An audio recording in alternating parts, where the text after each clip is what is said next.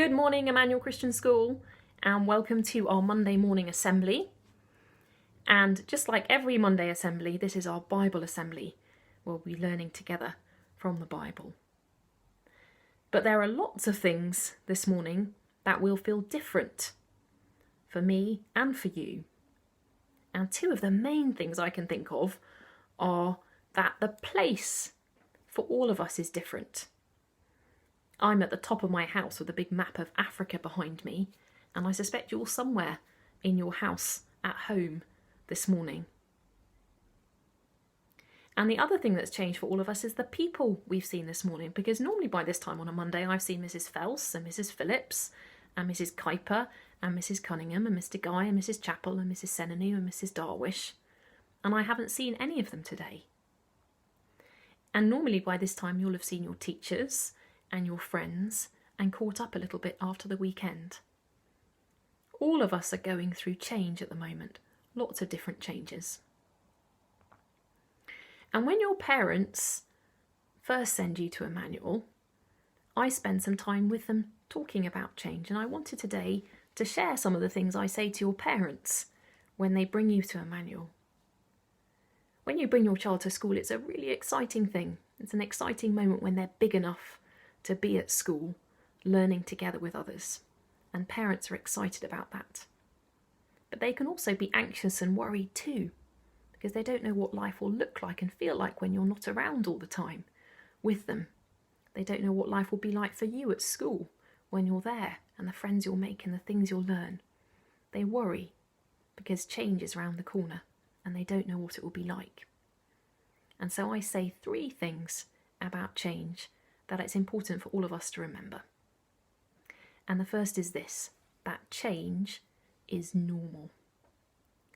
All around us, all the time, things are changing. At the moment, the sun is waking up earlier each day than it was the day before, and it's going to bed later each night than it was the night before. And the moon, every night, changes shape. Hopefully you'll watch a little bit of that this week as you make a moon diary and plot the way that it changes shape each evening. When I'm at school, one of my favourite things that I can see from my study is a maple tree that's on Sanford Road. At the moment it's got no leaves at all, but they're beginning to bud, and soon in a few weeks' time I think it will be very green and full of life. But in October, the tree turns an amazing colour of red. It looks like it's on fire. And then in November, when I come back from half term, it's dropped its leaves and it's completely empty. Change is a normal thing which happens all around us. But change can be a painful thing. And that's the second thing I tell your parents. Change can be a painful thing. Some of you find each September, when you go to buy your new shoes, or maybe at the end of August, when you go to buy your new shoes, you discover that your old shoes are a bit tight and they don't fit anymore because you've grown. Or maybe the dress or trousers that fitted last year are a bit of a squeeze now and you need to buy new ones. Because as we grow, we can experience pain. Sometimes even our bones in our body can get some growing pains. There's pain that can come with change. Sometimes our friendships change, and that can be painful.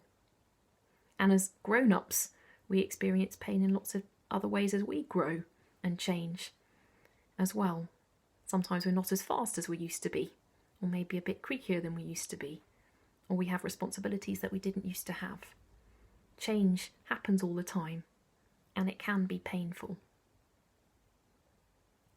But the third thing that I tell your parents that's really important for us to remember is that God never changes. Last week I spoke to the parents and the teachers about a verse from the Bible which says that God is the rock, eternal. Now rocks are quite difficult to squeeze out of shape. In fact, I've never managed to squeeze a rock out of shape because a rock is rock solid. It doesn't change. And a rock eternal never changes. It goes on being the same forever. And the Bible speaks to us about God being the rock eternal, who never changes. Last week, we sang about Jesus, and we sang about some amazing things about him. He was fully God, and yet he was squeezed into a human body. He was made in human likeness. And he didn't just become a man, he became obedient to death, even death on a cross. But he didn't stay dead, he was raised to life and raised up to the right hand of God in heaven, where he's enthroned as king with a name above every other name. And we sang about him joyfully last week in our Easter service together on Friday. And today I want to share with you a verse that I think is really important for us as we go into this week. And it's from the book of Hebrews, chapter 13, verse 8. And it goes like this: Jesus Christ is the same yesterday, today, and forever. Now, at Emmanuel, we remember these things by making up actions, and I haven't got you to help me with them today, so instead I've had to try and think of them myself, but I've used some of our older actions that we use as well to do it. So if I was acting out Jesus Christ is the same yesterday, today, and forever with Emmanuel children, I think we'd start it like this. It would be Jesus Christ is the same. Well, I think we'll use it from the Philippians passage, is the same yesterday. Well, that's behind me. It's in the past. So yesterday and today, that's now, and forever. We'll use our circle because we know that circles don't have a beginning or end. They go on forever. So do you want to do it with me? Jesus Christ is the same yesterday, today, and forever. And I want us to think a little bit, why is Jesus Christ the same yesterday, today, and forever? And I think it's got lots to do with what we learnt last week and shared last week. Because Jesus came into history, and he died in history, and he rose again in history, and God exalted him to the highest place in heaven in history. And history can't be changed. We can't turn back the clock. All those things that Jesus did are sealed forever for us who love him. He is king, and no one can take him down from the throne, because all those things he did, becoming a man, dying for us and rising again, are things that God exalted him for. And so those things will never be taken away from him. He is king forever, yesterday, today, and forever. So what does that mean for us this week? Well, I think it's lots easier when with our friends and we're talking and learning together. It can sometimes be easier to remember those things. They're part of the air that we breathe. But even if we're not together reminding each other of those things, they don't stop being true or real.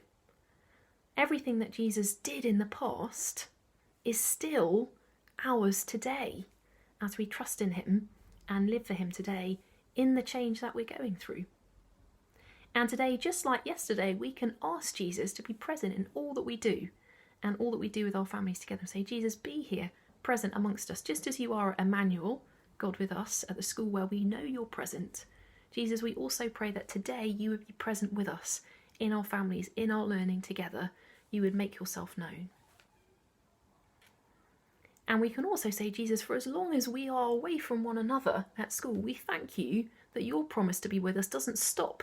It goes on forever. And so we know for as long as we are away from school and from one another, you will be with us. In fact, it won't stop when we get back to school. You will go on being with us forever. Because Jesus Christ, you are the same yesterday, today, and forever. So why don't you encourage your families in that now as you pray together and then start the day?